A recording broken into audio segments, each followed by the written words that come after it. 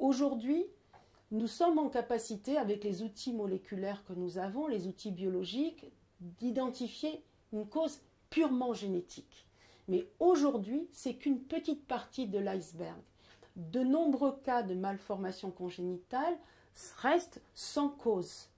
Sans cause, il y a 10 ans, on peut l'entendre.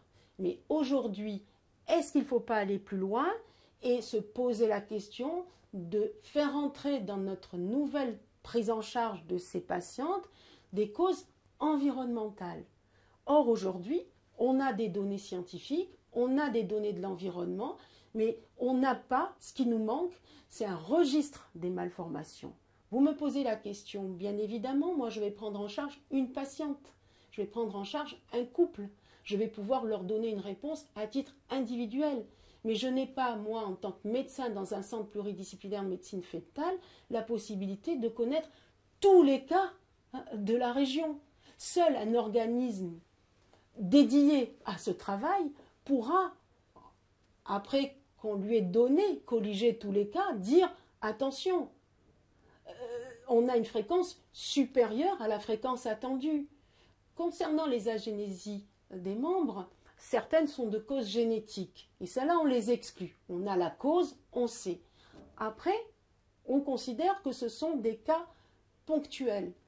Donc, non liés à une cause héréditaire. Et c'est la plupart des cas.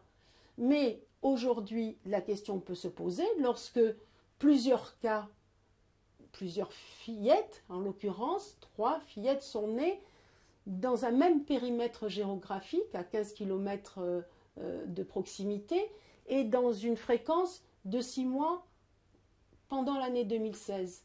Ça interpelle. Mais pour pouvoir aller plus loin, il faudrait réellement connaître le nombre de cas d'enfants nés avec cette pathologie. Et ça, moi, aujourd'hui, à mon niveau, je ne sais pas. C'est pour cette raison que cet appel, bien sûr, m'interpelle. Et c'est pour ça que j'ai décidé de réunir les acteurs de la santé environnementale.